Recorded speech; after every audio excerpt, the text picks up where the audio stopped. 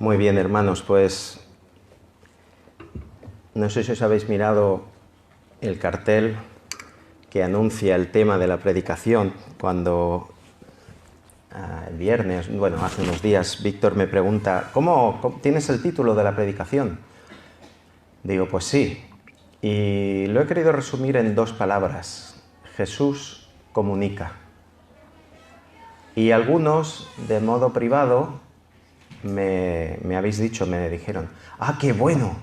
Vas a hablar de la evangelización, porque Jesús es evangelio, Jesús comunicaba y evangelizaba por allá donde iba. Pero yo en esta mañana, hermanos, quiero traeros una faceta, una parte un tanto más científica, permitidme.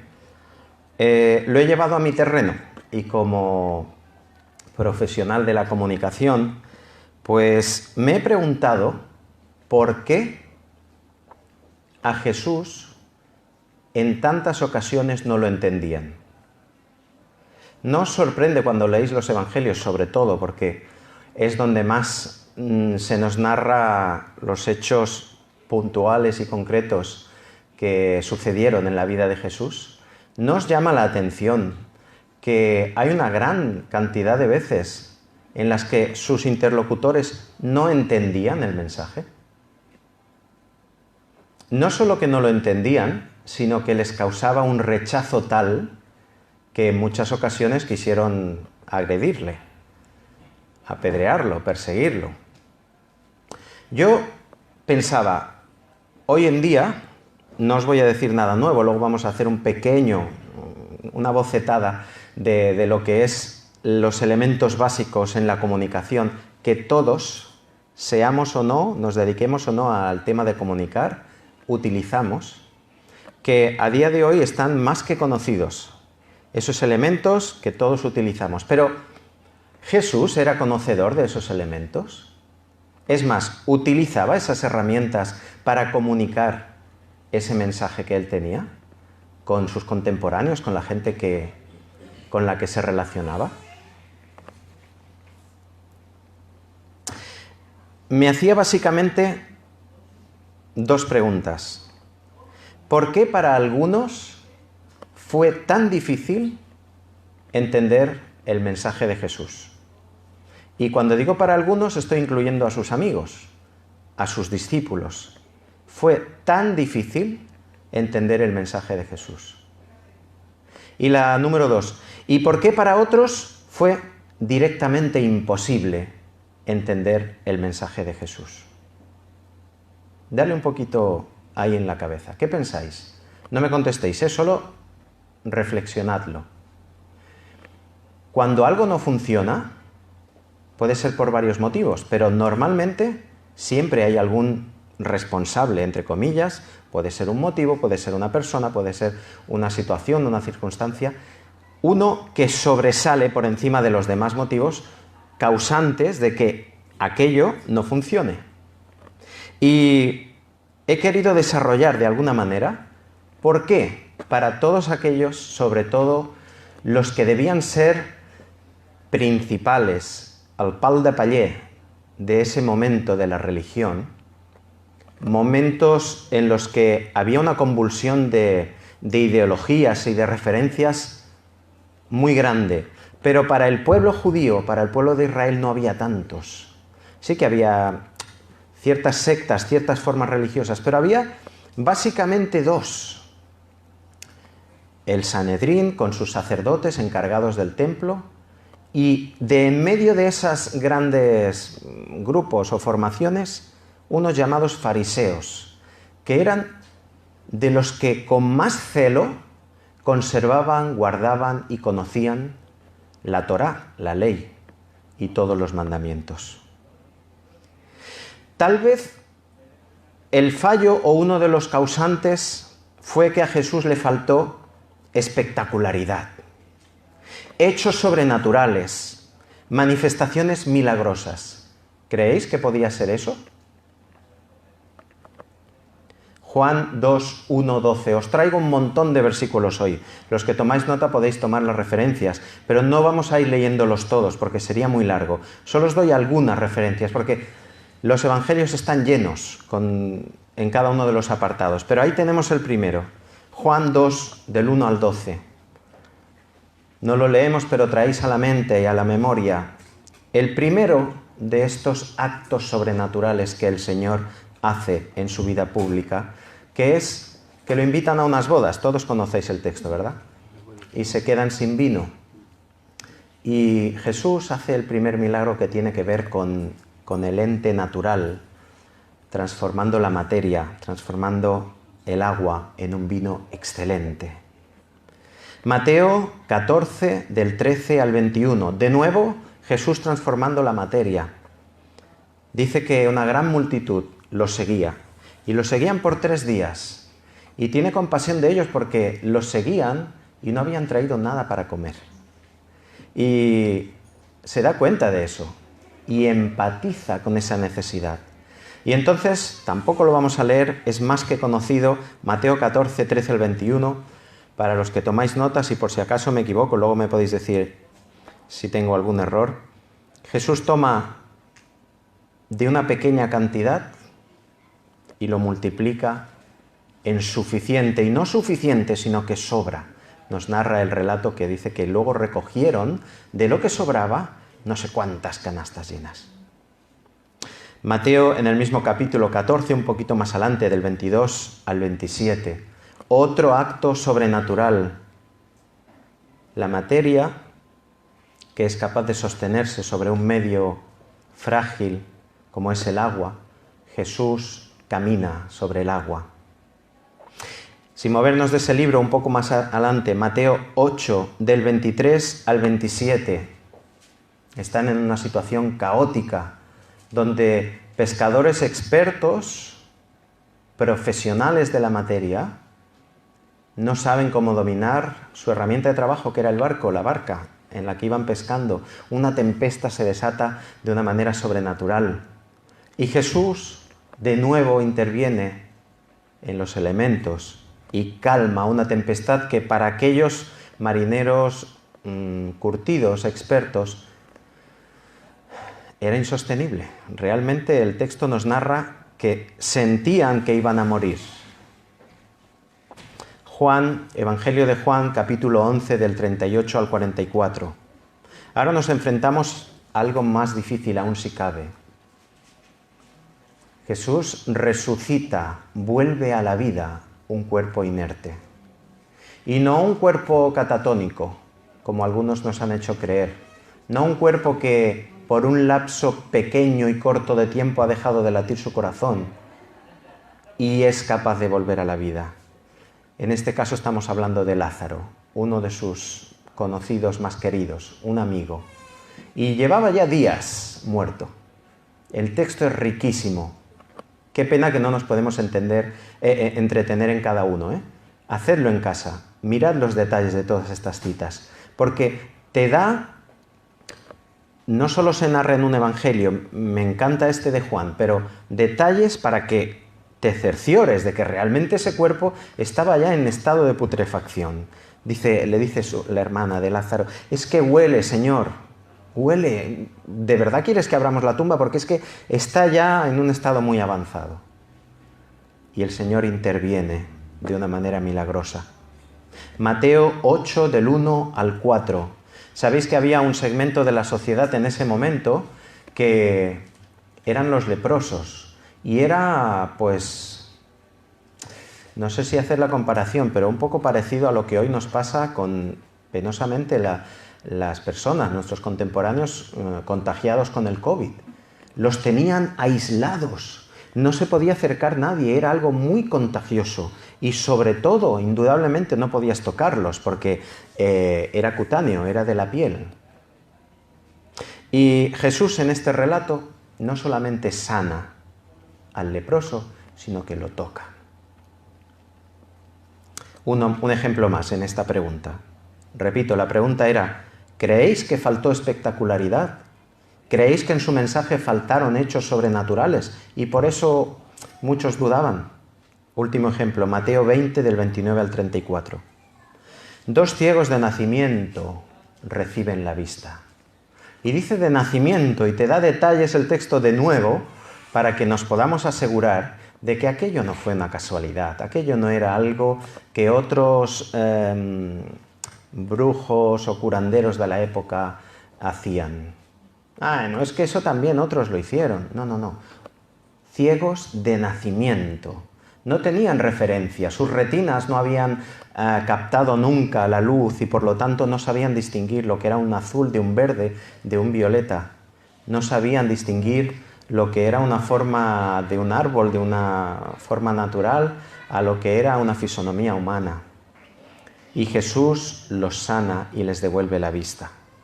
Entonces, ¿qué pasaba? Faltaron milagros. Si los pudiéramos contabilizar, digo si los pudiéramos, y los pongo entre comillas porque muchos los han contado, y dice, si miráis en Wikipedia, milagros que hizo Jesús, 24 fueron milagros sobre curaciones, es decir, que tenían que ver con la sanidad o las personas directamente. Más de esos 24, en Mateo 8, nos dice que muchos endemoniados fueron desatados con una sola palabra. Y los expulsó a todos y sanó a todos los enfermos. ¿Cuántos? Pues no nos lo especifica el texto. O sea que ya andamos por más de 24. No sabemos cuántos. 10 milagros, dice la Wikipedia, en referencia a elementos naturales.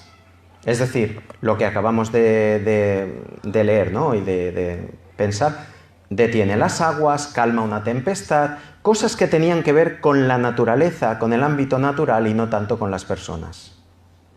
4 directamente con el acto de la resurrección. Eso también sin contabilizar su propia resurrección y la que ocurrió en el mismo instante en que las tumbas se abren. Todos conocéis el texto. Pero bueno, Wikipedia intenta hacernos ahí un listado. O sea, 24 más 10 más 4. Tenemos 34, 38 milagros contabilizados, tangibles, que podamos decir, ¡wow! 38 milagros ineludibles.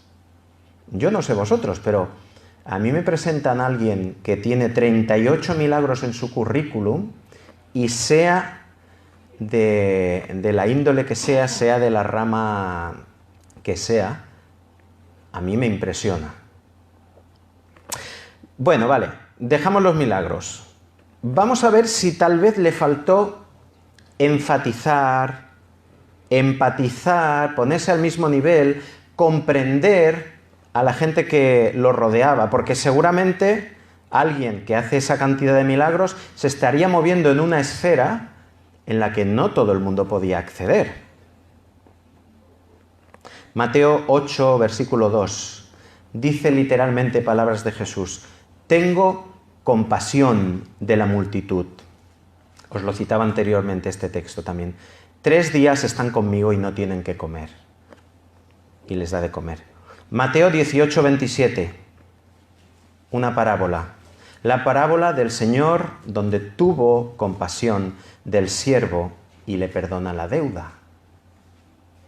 Alguien que se está moviendo en una esfera en la que no se relaciona con gente más humilde o no empatiza, yo veo a pocos ricos haciendo lo que hizo Jesús a través de esta parábola.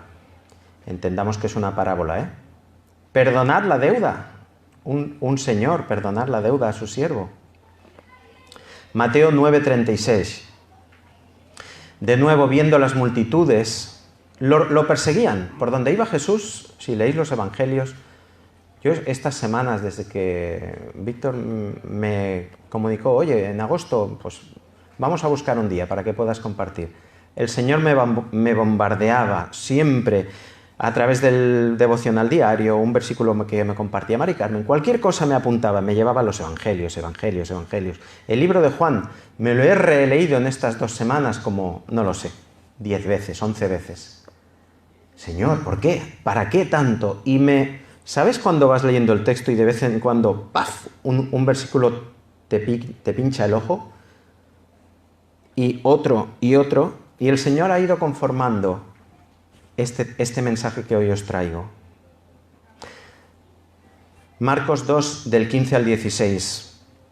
sentado a la mesa con Leví, un publicano, que más tarde sería Mateo y uno de los principales transcriptores o portadores del mensaje que hoy podemos leer. ¿Sabéis quiénes eran los publicanos en esa época? Era lo más rastrero, lo peor para el pueblo judío.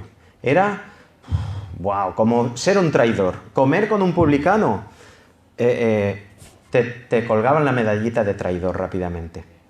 Jesús se relacionaba, y no solamente se relacionaba, se hizo amigo, fue uno de los íntimos que él echó mano, Leví. Lucas 15, del 1 al 9. Se acercaban a Jesús publicanos, fariseos, escribas. ¿Para qué? Para oírle. Lucas 15, del 1 al 9. ¿Y sabéis qué decían esos que se supone que entendían y sabían tanto de la ley? Mira recibe y se junta con pecadores.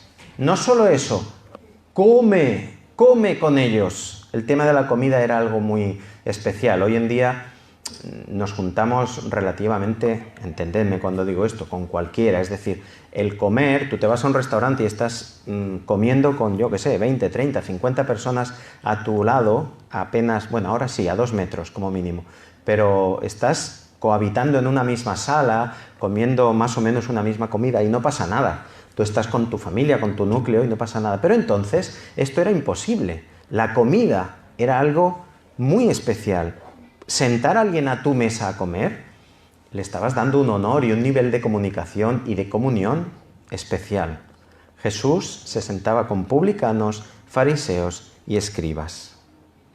Vale, vamos a otro punto, Ángel. Si esos dos no han sido suficientes para pensar que podían ser los detonantes de que a Jesús no lo entendieran, podría ser por la falta de carisma.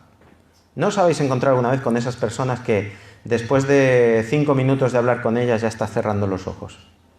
Y te cuesta mantenerte, porque todo es un canto plano, no tiene sintonía su melodía, todo se habla así en un tono tranquilo, nada te llama la atención. No hay melodía en sus palabras. Tal vez eso le pasaba a Jesús. No tenía carisma, no tenía ímpetu, le faltaron demostraciones de seguridad en su mensaje. Seguramente, a lo mejor hasta fue algo dubitativo de lo que él estaba comunicando. ¿Puede ser ese? ¿Qué pensáis? Mateo 21, 12. Jesús llega al templo y en vez de ver allí un lugar de culto santo, separado y apartado, como en principio debía ser los designios y el pensamiento de Dios para ese lugar físico, ¿qué se encuentra? Mercaderes, cambistas, algunos que traficando con lo santo hacían negocio. Porque el que era rico ya no necesitaba ir ahí al templo a comprar la paloma, el animal, entre comillas, barato, para ofrecer su sacrificio. Lo traía de su corral, se traía su mejor cordero. Ese ya no tenía que pasar por ese primer atrio donde hacían el trapicheo. Pero los humildes, los que en su casa no tenían nada, esos sí tenían que ir con la monedita a comprar la paloma o el pichón o a lo que les llegara el dinero para poder ofrecer su ofrenda. ¿Os dais cuenta que desde el principio de los tiempos siempre la política y los oportunistas se han cebado de las clases más humildes? Y Jesús se enciende, y no con un canto plano, dice que cogió un látigo y empezó a golpear al suelo, y tiró las sillas, y levantó las mesas, y les tiró el dinero, abrió las jaulas de las palomas. Imaginaros el espectáculo, ¿sois capaces de imaginaros eso? Las palomas volando, la gente gritando, ¡no, qué haces! ¡El dinero, todo por el suelo! Los que iban a pagar sin saber qué pasaba. ¿Ahora qué voy a hacer? ¿Cómo voy a comprar mi ofrenda? Los caraduras que estaban comerciando, vaya, ahora me ha desmontado el negocio. Los sacerdotes y fariseos que estaban dentro poniendo la mano así escondida, porque ellos sabían que eso estaba mal, pero daban manga larga para que eso pudiera estar allí también. Ahora este viene a desmontarme mi negocio, con lo bien que me iba, porque yo dentro les digo, mira, para expiar vuestro pecado, antes tienes que ir fuera y comprar. Me tienes que traer una ofrenda, si no, esto no sirve para nada.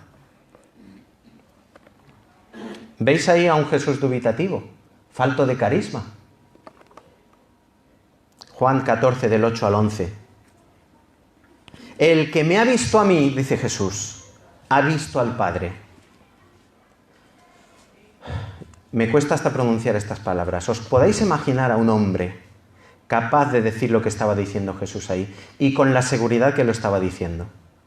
El que me ha visto a mí, dice Jesús, ha visto al Padre. Las palabras que yo os digo no las hablo por mi propia cuenta. El Padre mora en mí y es Él el que hace las obras.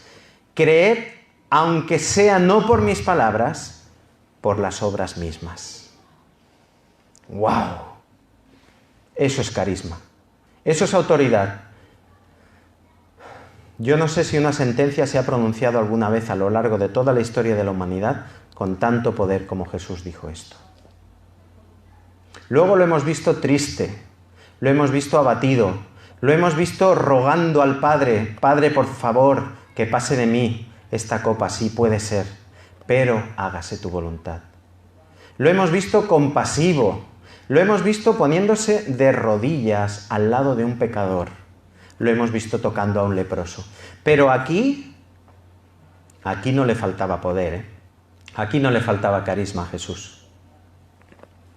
Vale, venga, vamos a dejar esos tres. Tal vez le faltó técnica, claro.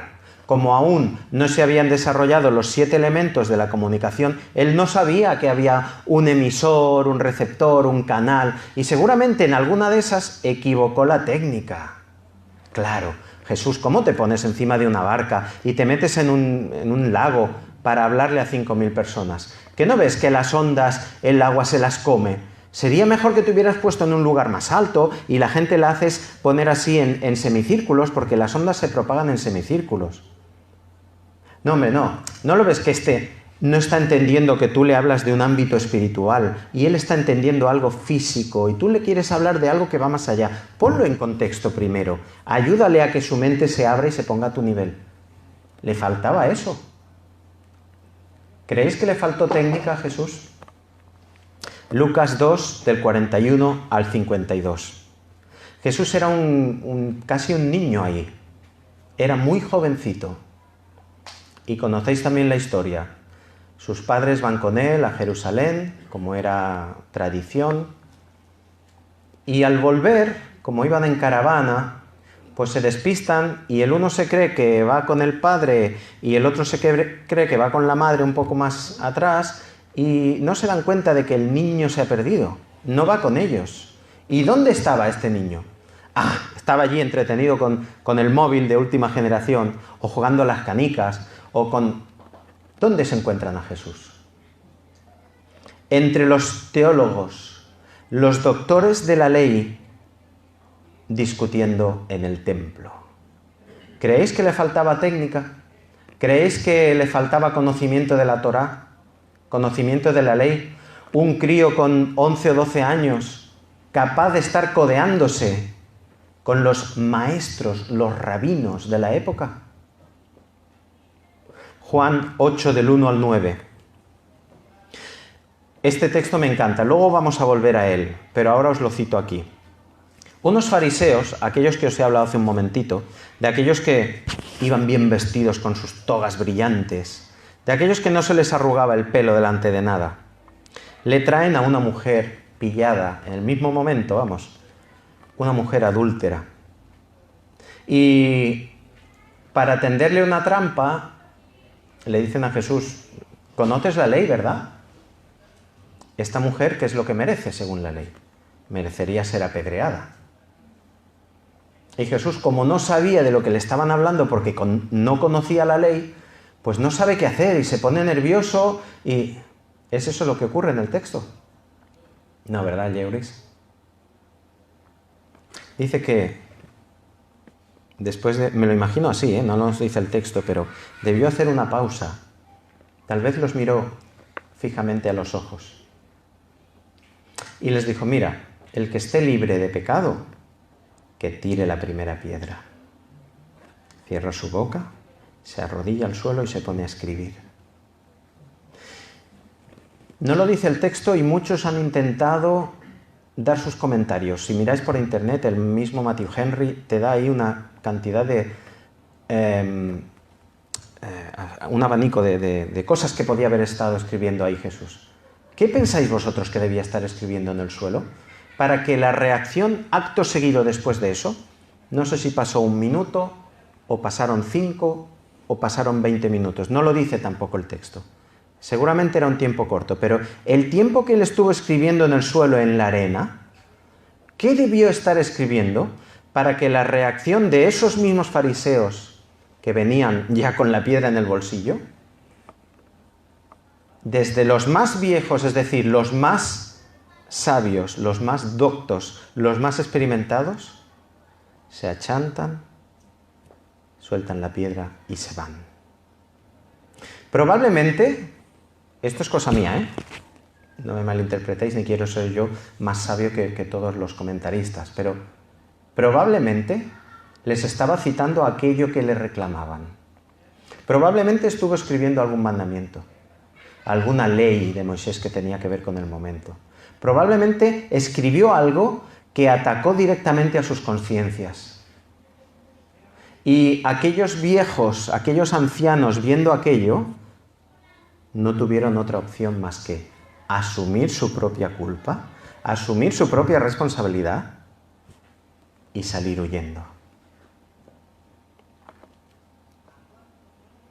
Vale, pues si era tan docto, tan entendedor, era un rabino, pues entonces le faltó lo contrario, le faltó la sencillez. Por eso muchos no lo entendían, porque claro, ¿quién se acercaba a un maestro? A un maestro no se podía acercar cualquiera, ¿eh? No se podía acercar cualquiera. Jesús no iba con guardaespaldas, pero para que entendáis la metáfora, es como si hoy viniera aquí ahora a visitarnos a Valls, a la iglesia, pues no sé, una autoridad, alguien muy reconocido para el resto del mundo. ¿Cómo os creéis que vendría? Vendría rodeado de guardaespaldas, con un séquito de seguridad, la policía local ya hubiera preparado unas vallas de contención, una serie de elementos para impedir que algún piraillo le pudiera hacer algo, ¿no? O simplemente, ya no solo por agredirlo o por atacarlo, sino porque, caramba, esa persona, un rabino, un maestro, hombre, no era muy bien visto que alguien inculto se estuviera relacionando con él. Fijaros lo que pasa en un texto que también nos dejan los evangelios narrado. Y yo siempre lo he oído, o muchas veces, mejor dicho, lo he oído, en el énfasis puesto desde los niños. Pero en esta mañana me gustaría que vierais el énfasis desde Jesús. Mateo 19, del 13 al 4, también texto más que conocido. Sabéis que, bueno, una chiquillería se querían acercar a Jesús, ¿no? Y los discípulos, siguiendo esa norma no escrita, pero que todo el mundo sabía que a un rabino, por favor, los niños, adolescentes que no saben todavía ni vivir, ¿cómo? No, hombre, no molestéis al maestro, no os acerquéis al maestro. ¿Y él qué les dice? No, os equivocáis. Dejad a estos niños que se acerquen a mí. No pasa nada. Pedro, Juan, no se lo impidáis. No me ofende que vengan alguien en un nivel, en un estrato social muy por debajo al mío. No me ofende que venga a dirigirse a mí. ¿Entendéis lo que va más allá de este texto? Lo subliminal que nos quiere decir el texto. Claro, los niños estaban encantados con él. ¿Cómo debía ser la conversación de Jesús para que los niños estuvieran con ganas de relacionarse con él? Pues seguramente alegre, muy humilde, no sé cómo se dice en castellano, planera, o sea, sin complicaciones, para que un niño lo entienda y para que tenga ganas de venir a él.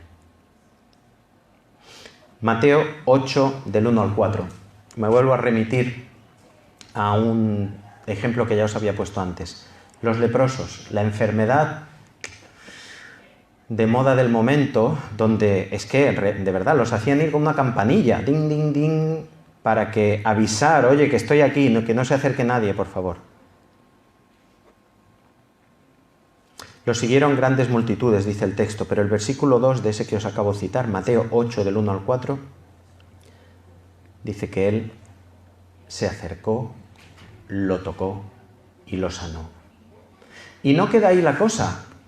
Él podía haber atribuido esto como algo muy especial o para que se le recordara por eso.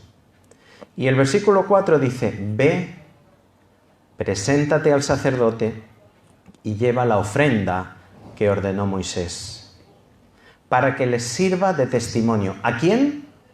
¿A quién les tenía que servir de testimonio?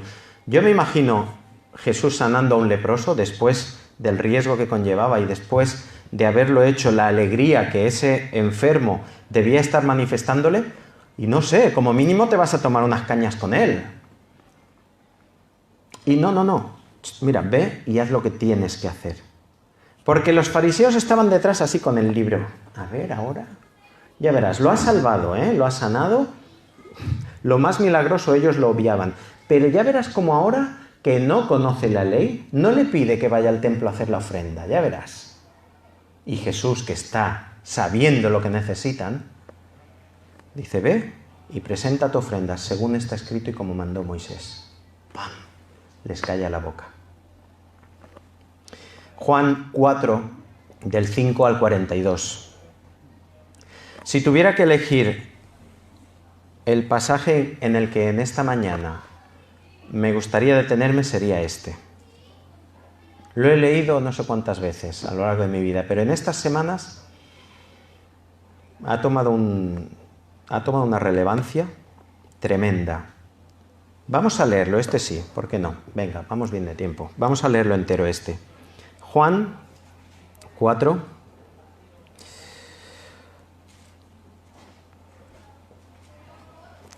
del 5 al 42.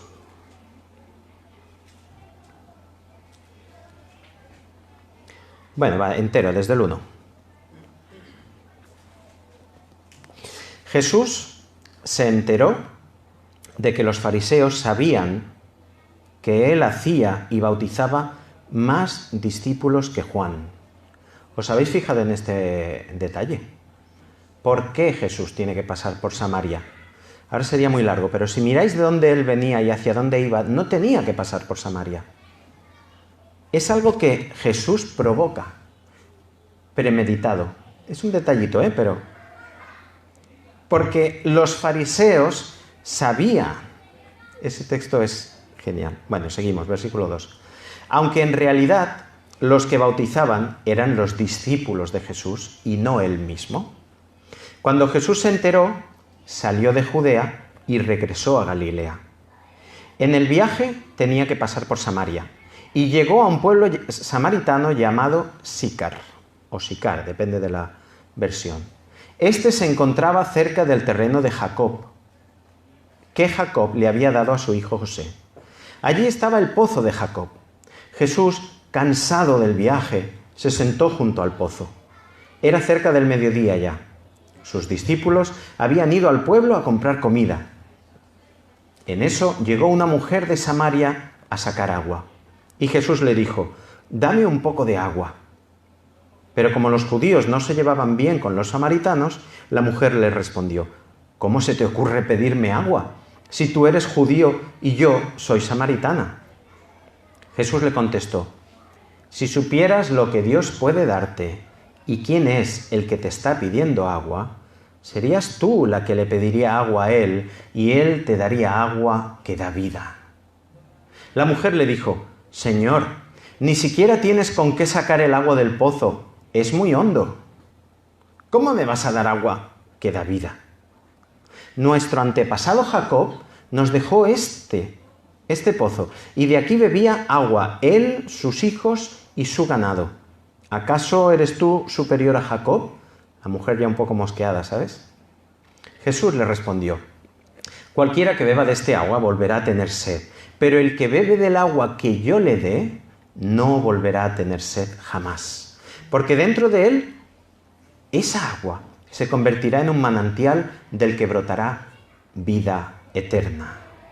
La mujer le dijo: Señor, dame de ese agua para que no vuelva a tener sed ni tenga que venir aquí a sacarla. ¿Estáis dándoos cuenta de los dos planos en el ámbito espiritual que está hablando Jesús y la mujer que no es capaz de salir de eso físico que está viendo con sus ojos? Jesús le dice: vale, aquí va la estocada. Esta es la parte que me encanta. Porque la mujer hasta 2 frases más atrás hasta se atreve a ser ciertamente chulesca con Jesús, ¿os dais cuenta? Primero le planta cara diciendo, oye, ¿tú quién eres para hablar conmigo? Que soy mujer y además samaritana. Pero es que luego dice, oye, este pozo es de Jacob, que fue de nuestros antepasados. ¿Tú te crees más que Jacob? Ojo, la tía, ¿cómo le planta cara? Y Jesús en el versículo 14 la pone en su sitio. Y dice, ve a llamar a tu esposo y regresa acá. Yo me imagino una pausa ahí y una cara con cierto semblante cambiando en el rostro de esta mujer. La mujer respondió, no tengo esposo. Y Jesús le dijo, has dicho la verdad en cuanto a que no tienes esposo, porque has tenido 5 y el que ahora tienes no es tu esposo. ¡Wow! No fue hiriente Jesús, ¿eh? No me lo imagino aquí atacándola. Me imagino narrándole, abriéndole los ojos a una realidad que en ese momento ni ella misma tenía, ni ella misma era consciente, además de ser la protagonista. Ella era la que estaba viviendo esa vida, su vida. Pero Jesús le abre los ojos de una manera que esa mujer me la imagino mirándose para adentro y respirando profundamente. La mujer dijo, Señor, me parece que eres profeta. Nuestros antepasados adoraron en este monte, pero ustedes o vosotros los judíos decís que en el lugar donde debemos adorar es Jerusalén. Qué curioso que la reacción a sentirse humillada, a sentirse tocada donde más le duele, sea pensar en adoración. ¿No os lo habéis pensado nunca? ¿Por qué a esta mujer, después de hacerle pensar en cómo está de desordenada su vida, lo primero que viene a su mente es pensar en adoración? Probablemente porque Jesús estaba consiguiendo lo que se había... no sé la palabra. Bueno, a lo que iba, que era tocar el corazón de aquella mujer. Créeme, mujer, dice Jesús, que ya está cerca la hora en que ustedes, vosotros, esta versión habla así, no adoraréis al Padre en este monte ni en Jerusalén. Abre ya los ojos, deja de pensar en un ámbito físico. No se trata de que vayas al templo o de que vengas al pozo de Jacob. Ve más allá. Jesús la está invitando. Eclosiona tu mente, ábrete a lo espiritual, a lo que realmente te quiero decir.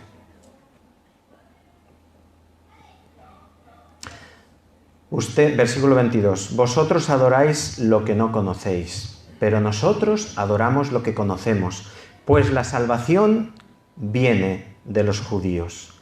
Pero la hora se acerca y ya está aquí, cuando los que verdaderamente adoran al Padre lo hagan guiados por el Espíritu en forma verdadera, porque el Padre así lo quiere, porque el Padre así quiere que sean los que adoran.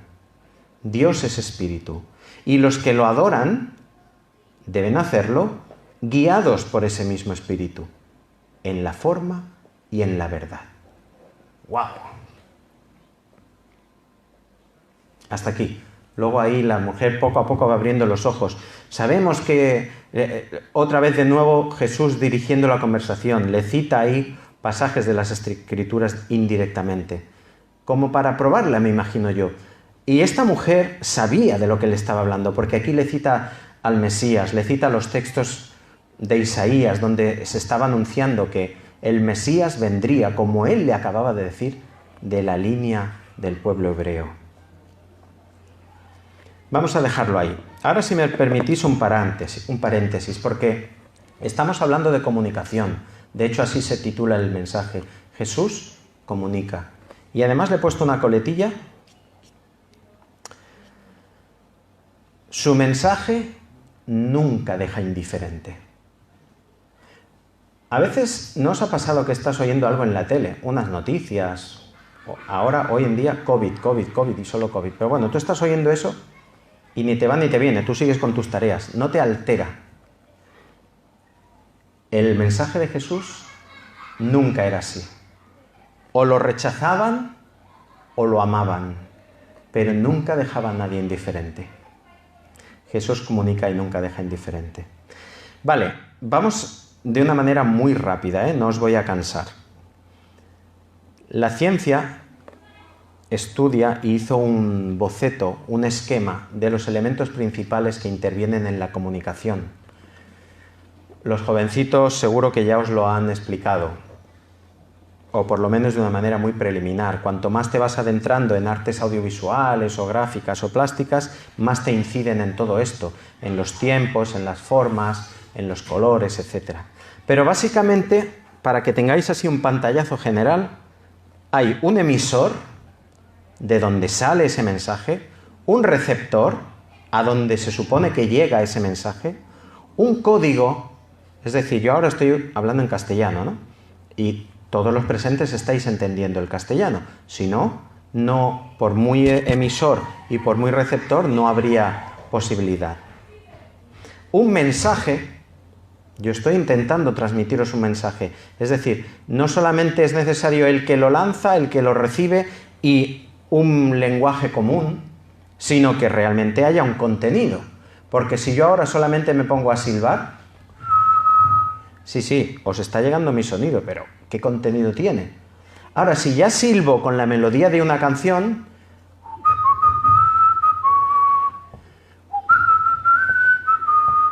no os he dicho palabra, pero Tamara sabe la canción a la que me estoy refiriendo, ¿verdad?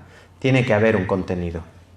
Tiene que haber un canal, un medio en el que ese mensaje fluye. Ahora mismo es el aire, a las primeras filas estoy seguro de que sois capaces de oír mi voz perfectamente. A los de ya más al medio y al final, pues gracias a Dios tenemos la tecnología y unos medios que amplifican mi voz y os llega. Tiene que haber un canal.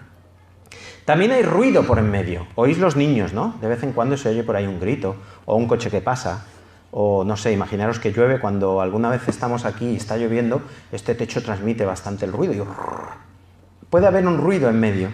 Y para resumir todo esto, hay una retroalimentación. ¿Qué significa eso? Que yo puedo estar hablando, pero si tú estás durmiendo, puede ser el medio perfecto, el mensaje perfecto, el canal perfecto, nada de ruido, pero si no hay una retroalimentación, tu cerebro no está conectando con lo que yo te digo y lo estás evaluando y mentalmente me estás contestando a las preguntas que hago, no se produce comunicación. ¿Vale? ¿Os ha quedado claro? No me enrollo, ¿eh? Cada elemento básicamente es eso. Un emisor es el que envía el mensaje, un receptor, un código, un mensaje, el canal por el que se lleva, un ruido que siempre hay y esa retroalimentación, ese feedback para que la comunicación pueda ser. Vale, dicho eso, si alguien quiere profundizar en esto, tengo más cositas, pero luego de modo particular os las puedo pasar. Vamos a volver ahora de nuevo al texto de la mujer samaritana, ¿vale? Juan 4, del 5 al 42. Esa retroalimentación en esa conversación se daba porque la mujer contestaba a Jesús y reaccionaba a las palabras o sentencias que Jesús le estaba dando. Pero, ¿apreciáis dónde está la diferencia o el principal obstáculo para que realmente la comunicación fuera efectiva? Es que estábamos en dos planos completamente diferentes.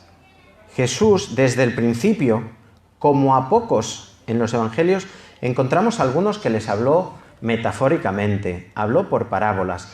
A otros, ya al final de sus tiempos, cuando ya lo están apresando y se dirige a las autoridades, apenas ni les contestaba. Les contestaba con monosílabos. ¿Por qué? Porque es que no ha lugar, es que no va a entender. Sin embargo, esta mujer le dice claramente: ese que tú dices el Mesías, ese soy yo. Así nos lo dice el texto. Como a pocos le habla con tanta claridad. ¿Y por qué esta mujer sí entendió y otros no? Porque poco a poco de estar pisando con los pies en el suelo a ese ámbito espiritual que Jesús le estaba hablando, la fue llevando a igualarse.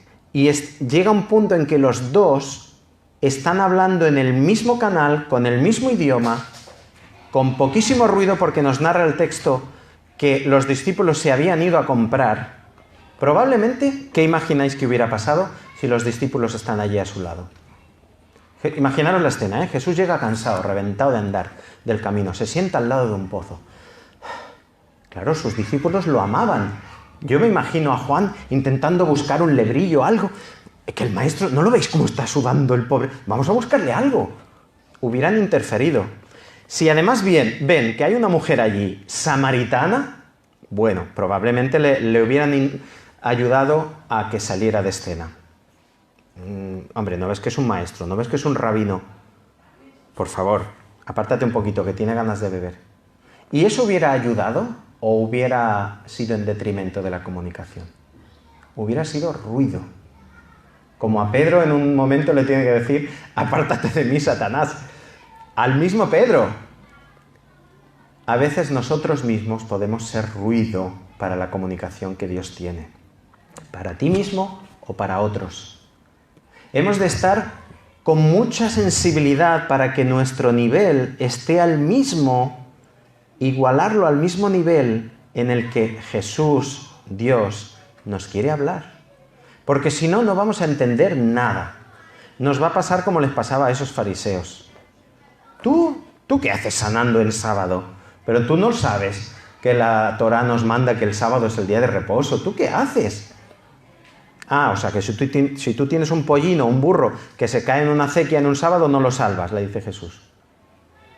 Etcétera, etcétera. Constantemente nos damos cuenta que aquellas personas que no entendían a Jesús es porque no habían hecho ese último paso de la comunicación tan importante, retroalimentación.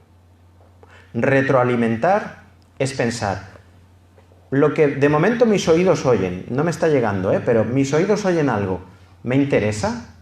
¿Viene de la persona que yo quiero escuchar? Pues voy a prestar atención. Además, habla en mi mismo idioma, porque ahora mi niña está como loca aprendiendo inglés. Muchas veces la oigo ahí en la habitación, mascando chicle. ¿Y qué hace? ¿Con quién está hablando? Pues con una de Irlanda, la otra de no sé dónde, en inglés, y yo no me entero ni papa. Entonces, vale, sí que llega bien el sonido, hay tranquilidad, no hay ruido, pero yo no entiendo el mensaje, por lo tanto, desconecto. A mí no me importa, no me interesa eso.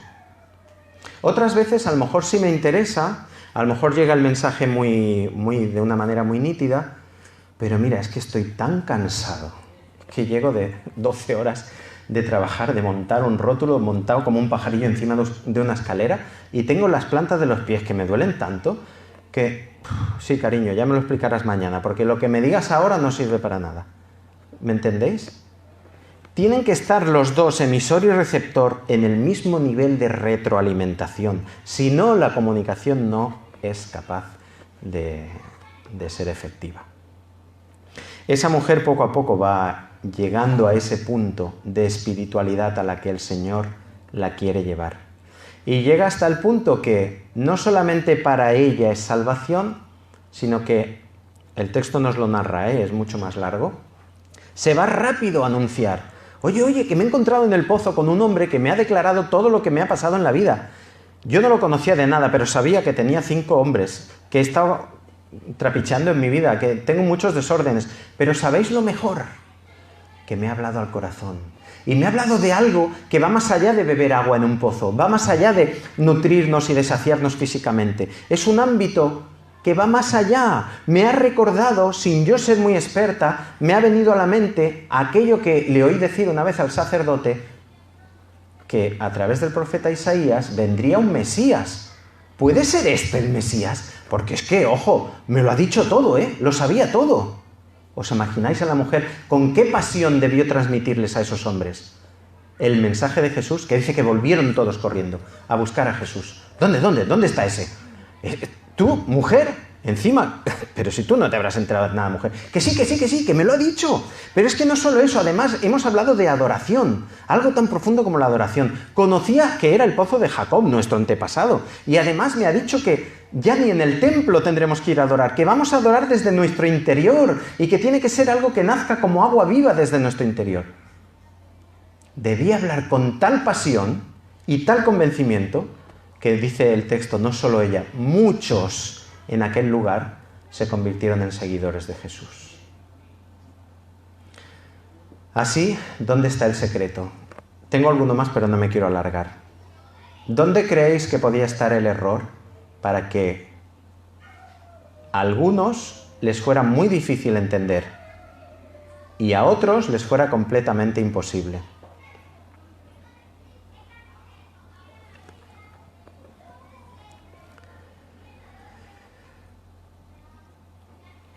Para que se entable una comunicación verdaderamente efectiva, hay que estar en una actitud correcta, en una sensibilidad correcta, receptiva, para que más tarde te haga prestar toda tu atención. Eso con cualquier ámbito, en una conversación personal, viendo un anuncio en la tele, viendo una publicidad que ves impresa. Cualquier tipo de comunicación tiene que pasar por esos pasos. Actitud sensible, actitud receptiva, atención. Y al final, solo al final, decodificas el mensaje y lo interpretas como tuyo, lo asimilas como tuyo. ¿Cuánto más si esa comunicación nosotros como cristianos pretendemos que sea con el Dios creador y dador del universo? ¿Cómo de sensible tiene que ser nuestra actitud? ¿Cómo de atentos debemos estar? Yo me he perdido una cantidad de bendiciones en mi vida por parvadá, por ser un despistado, por ir tonteando.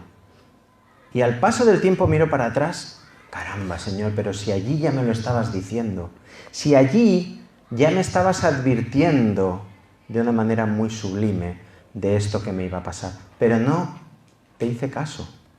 No fui sensible y paré atención a tu mensaje. Me gustaría explicaros un cuento que seguramente algunos ya conocéis, pero refleja un poquito esto que os intento decir.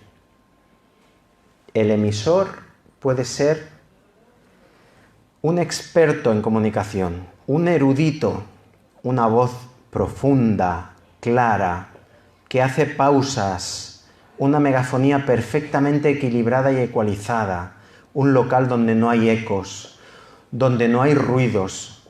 El mensaje se entiende perfectamente. Pero si el receptor no cumple su parte, no hay comunicación. Había una vez un sabio que era conocido por no haber tenido nunca la oportunidad de quedarse sin respuesta ante una pregunta. Cualquier pregunta, de cualquier índole, este sabio había sido capaz de responderla. Había unos jovencitos, un adolescente muy avispado, que conversando con un amigo dijo, mira, se me ocurre algo para hacerle una trampa a este sabio y pillarlo. Voy a ir a ver al sabio y voy a llevar un pajarillo. Lo voy a sujetar con mis manos. Y le voy a hacer una pregunta que responda lo que responda, la va a fallar. Le voy a preguntar, sabio, ¿el pajarillo está vivo o muerto? Si el sabio me responde que está muerto, yo simplemente abriré la mano y el pajarillo saldrá volando. Si el sabio me responde, está vivo, yo apretaré mi mano hasta que el pájaro deje de respirar e inerte lo soltaré al suelo. Ya lo tengo, ahora sí lo voy a pillar. Pues muy bien, se dirige al sabio, le formula envenenada pregunta, y el sabio lo mira un momento fijamente a los ojos y tras una pausa le dice: muchacho, la respuesta está en tus manos. Así es con Jesús, hermanos. ¿Quieres que Jesús, que Dios se comunique contigo? ¿Quieres vivir una intimidad tal que tu vida refleje, que realmente no tengas que decir soy cristiano! ¿Que no lo veis que soy cristiano? No hará falta, porque todo el mundo vea que eres cristiano. ¿Lo quieres? La respuesta está en tu mano. ¿Quieres saber cuál es la voluntad de Dios para tu vida? La respuesta está en tu mano. Lee su palabra, pasa tiempo con Él, escudriña, escucha a los que saben más que tú, sopesa todo delante del Señor. La respuesta está en tu mano. Mi oración, y que sirva como puntos, 3 puntos de conclusión final, para todos nosotros y para mí mismo, cada día es esta: que tenga siempre el deseo genuino de escuchar la voz de Dios. ¿Me habéis oído, no? Que tenga el deseo. Desear algo es más que quererlo. Desear algo es que casi das la vida por ello. Que tenga el deseo de escuchar la voz de Dios. Porque, ¿sabéis? Una de las penosas consecuencias del pecado es que te cauteriza. Y te hace, valga la redundancia, te hace tener ganas de no escuchar a Dios. Cuando uno sabe que lleva una camisa llena de manchas de tomate, ¿qué es lo último que le apetece? Ponerse delante del espejo. Te encuentras en medio de Barcelona, te ha caído en el restaurante salsa boloñesa encima, el pantalón, la camisa. ¿Qué es lo primero que te apetece? ¿Ponerte delante en las glorias o en diagonal mar? No. Te apetece esconderte, comprarte un chaquetón para ponértelo encima o una bufanda de esas bien anchas, darte 2 vueltas y esconderte. Eso es lo que hace el pecado en nuestra vida. Nos anula al 100% el deseo de comunicarnos con Dios. Que siempre tenga un deseo genuino de escuchar la voz de Dios.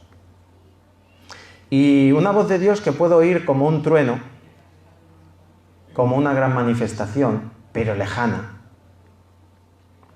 O una voz de Dios que habla comunicándose directamente conmigo, que me llama a subir mi nivel para igualarlo al de Dios, que me llama a parar, a quitar ruidos. Hermanos, hay veces que tenemos que quitar ruidos. Es imposible oír la voz de Dios en medio de llamadas, en medio de atender a clientes, en medio de, no sé, ponerle vuestras características, los niños enredando, en medio de, yo qué sé, tengo la casa, es un lío, tengo que limpiar, Es imposible oír la voz de Dios con tanto ruido. Es necesario parar ese ruido. Y entonces nuestra mente empieza a retroalimentar con Dios. Señor, me parece que me has hecho leer este texto 4 veces en esta semana. Es que me quieres decir algo, ¿no? Vale, vamos a estudiarlo bien. Vamos a mirar otras versiones. Uy, ahora, jolín, este me ha ofendido, ¿será posible? Bah, es que todos son, la gente que me rodea, son todos unos indeseables. ¿No seré yo el que tengo algún problema? Y que esa gente me está ayudando a verlo, pero yo no quiero verlo. Como el chiste, ¿no? Sí, ya sé que lo sabéis. Mi mujer ahora se mete mucho conmigo porque dice que me tengo que renovar el repertorio de chistes. Que se los explico siempre y ya se los sabe. Dice que iba uno por la autopista, ¿no? Iba con la radio encendida, iba oyendo. ¡Atención, atención! En la AP7 desde Valls a Barcelona, un loco se ha colado en dirección contraria y está en el sentido contrario. Y el tío que lo oye dice, ¿uno? ¡Todos! Bueno, era él el que iba al revés, no todos, ¿verdad? Segunda oración. La actitud, el rol dentro de esos 7 elementos de la comunicación correcto por parte nuestra como receptores, el rol correcto por nuestra parte como receptores, siempre ha de ser entender con claridad. Hay muchas veces, no os habéis encontrado con personas que le estás hablando y antes de que tú acabes la frase, la acaba él. ¿No os ha pasado alguna vez? Yo tenía un compañero de trabajo que era así, pero era algo exagerado. Le decía, sí, porque ayer fui a comprar al Mercadona y cogí 1 kilo de plátanos y entonces sí, cuando salía en la barrera... Joder, te acaba todas las... ¿No os habéis encontrado alguna vez con alguien así? Sí, pues mira, el año pasado que estuvimos de vacaciones... Ah, sí, nosotros, uy, el año pasado, mira, fuimos a Suiza, bajamos en rafting haciendo... Ah, te estaba hablando yo de mis vacaciones, pero bueno. Bueno, mira, pues como te decía, mañana... Ah, sí, mañana nosotros tenemos que... Y no te deja.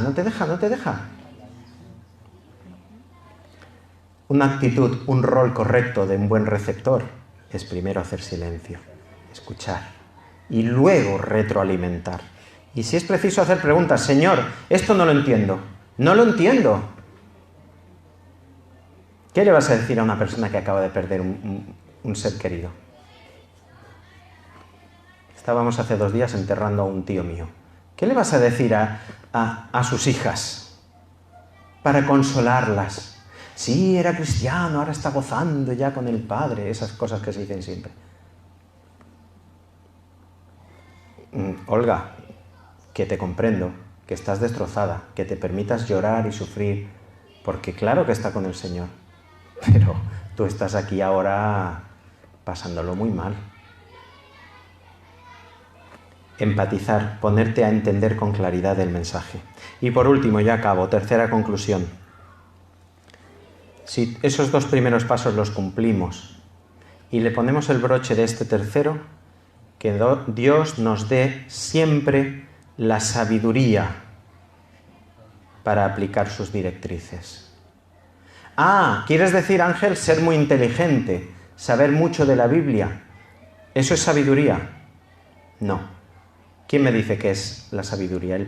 Lo primero, lo principal, lo primordial, el principio de la sabiduría es el temor de Jehová, el temor de Dios.